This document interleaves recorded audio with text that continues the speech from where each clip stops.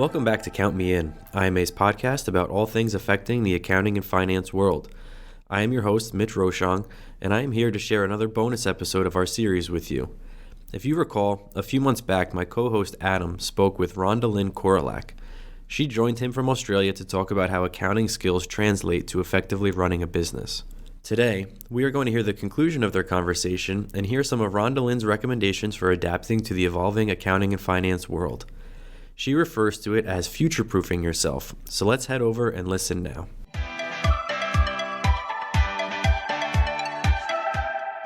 So how have you evolved your own career from public taxation to a successful business professional in the accounting space?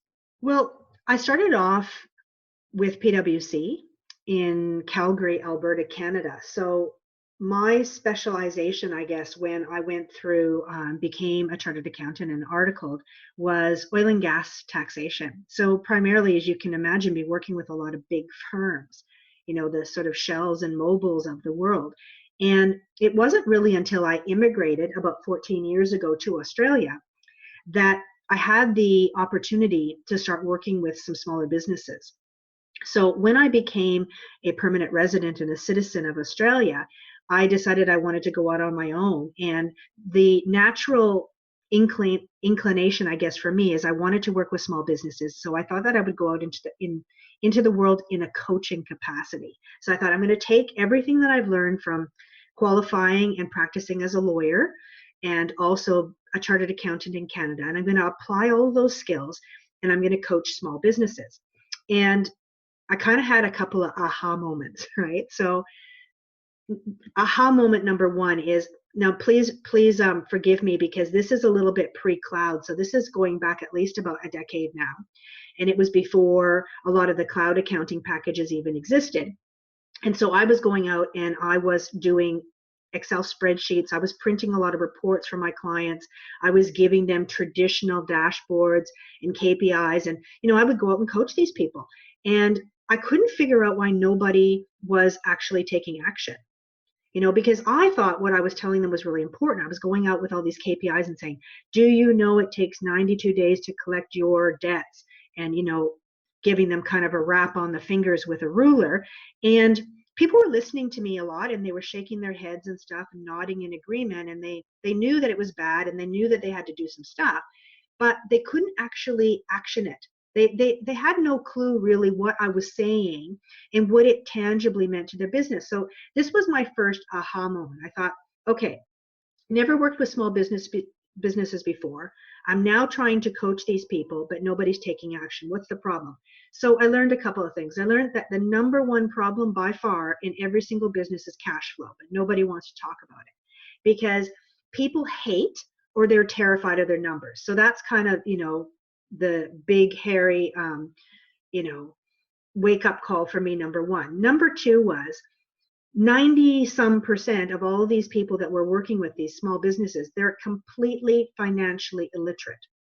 So that was another big, huge surprise to me because I just sort of assumed as an accountant that if you had your own business, you might take some time out to learn about financials so that you could operate it correctly. But that is not true. That's not what people do. People go into business because they're good at what they do. They're technicians. They cut hair really well. They do plumbing or electrical contracting really well. They're excellent at selling shoes or, operating a retail store or running a restaurant. They don't want to become accountants. And so these were huge revelations to me because I just thought that I could take all this wonderful, insight that I had and all of my accounting and math skills and legal skills and go out and coach people. But I realized that it's not about what you know. It's about what you can move your client to do. And so the biggest things that I learned about making this transition from what might be traditional accounting to more of advice or coaching or whatever you want to call it is this. We need to find better ways to get leverage on our clients and to actually inspire them to step up and take some action. And that's all soft skills, right? That has nothing to do with learning more about cash flow or learning more about ratio analysis or trends or cash flow forecasting. In my opinion, we as accountants spend far too much time doing that stuff. When, let's be honest, my first client, one of the very first clients that I had was in the aged care business. And when I showed up on the very first day that I was there to coach her, she found out that she had just lost her top client that was worth 30% of her revenue. And so all of the work that I had done in preparation for that meeting, reading her financials, preparing cash flow forecasts, all that stuff flew out the window. It wasn't worth anything to her because she had just had a major shift in that business. And so all of that past stuff was irrelevant. And even what I thought the future was going to be like was irrelevant. And the whole coaching was, how am I going to put enough value on the table and help her claw back the revenue that she lost so that she can bloody afford to continue in business and to pay me to be there to advise her. And so that was really the big shift for me, right? Is I just thought that I already knew everything that I needed to know from my legal studies and practice and my accounting to do this, job that I wanted to do. And I didn't. And so that's when I just became really curious about things like neuroscience. How do our brains process information and make decisions? And that's when kind of my big, lightning bulb or flash moment came for the third time. And what I learned from studying about the brain, and, I took a deep dive. I read over 200 studies published in, Princeton, Harvard, and Stanford on neuroscience. I took courses on clinical hypnotherapy so that I could understand a bit better how the brain worked. And what I learned from all of that was this: the parts of our brain that actually make decisions and take action are automated mechanisms. So these things kick in, they're survival-based mechanisms. They're highly influenced by pictures and emotions and survival instincts. Those parts of our brain can't even read numbers or words. So just think about this for a minute. We're going out and we're talking to small businesses every day. Cash flow is the number one thing that's a problem. Cash flow is all about numbers. And I've just told you that the parts of the brain that human beings use to decide can't read numbers or words. So, that's a huge transition and a huge, milestone that we need to get over as a profession, because our natural inclination is to want to go out and talk to people and teach them accounting. And that's exactly the wrong approach. That's why I wrote Financial Foreplay, which was my second book. And that's why I came up with my softwares. I tried to figure out, how can we use storytelling? How can we make cash flow so simple that a 6-year-old could understand it and get their heads around it and actually take some action? And that's kind of how I approach this whole thing. So for me, making the transition from what I was doing before in taxation and working with big companies to working with smaller businesses and, being more in the advisor or coaching kind of space, is that we need to stop trying to put lipstick on a pig, right? So we're trying to dress something up and make it look better than it does, when what we really need to do is step back and say, look, the people that we're speaking to in this conversation right now, our clients, they are not financially literate as we are. And we need to speak their language. We need to remove the accounting jargon, remove the complexity. We need to stop trying to teach them how to do cash flow and rather start teaching them what it looks like visually and how to put the finger on the pulse of their business and make changes. So it's kind of my long-winded explanation of how I got to where I was. I realized that what I really needed to do was get a whole lot better at communicating with people, getting leverage on people, and just inspiring or influencing them to take action. And that's pretty much been the area where I have focused my development for the last decade.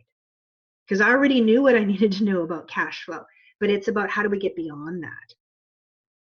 So how important are things like data visualization in today's environment? Just going off of what you were just talking about, we need to be able to display and show what's happening, what's telling the story of what's going on with whatever we're trying to show. So how important would you say data visualization is now?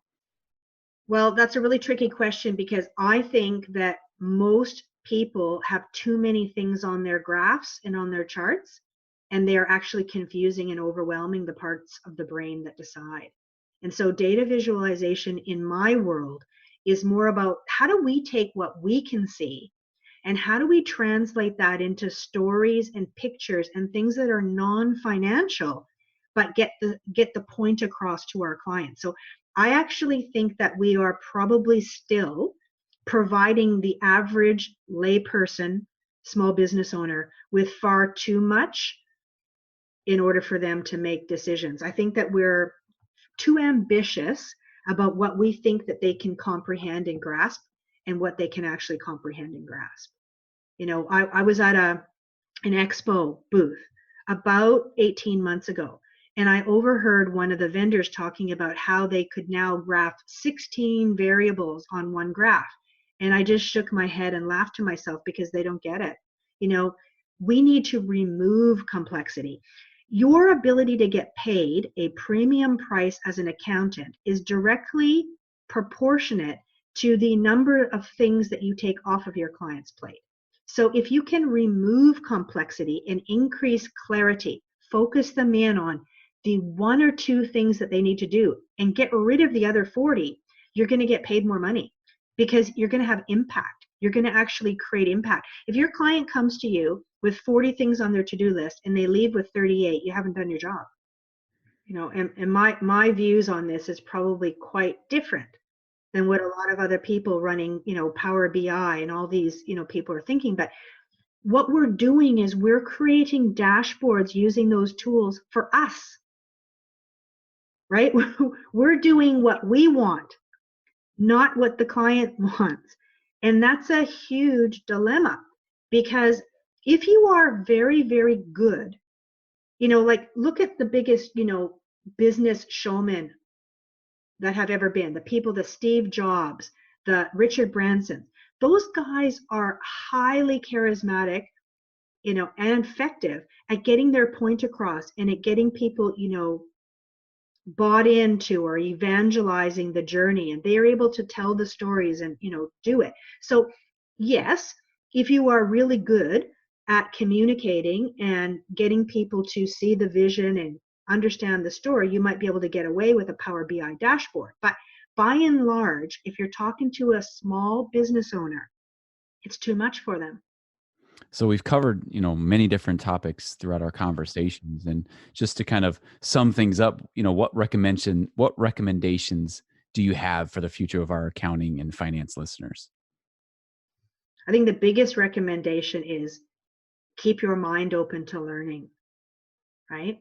Because as we learn and grow, we earn the right and the privilege to help our clients with more and more complex issues. Right now, people by and large are coming to us as accountants with often the same problem over and over and over again in their business. It doesn't serve us to obfuscate their financial performance. We need to find ways to turn the lights on for these people. The other thing is that I would highly recommend focusing on high touch as the answer, not high tech. Tech is going to always be there. And yes, we need to roll with the times. We need to know how to use things because they're automating a lot of what we do. And there's huge power and leverage in all of that stuff.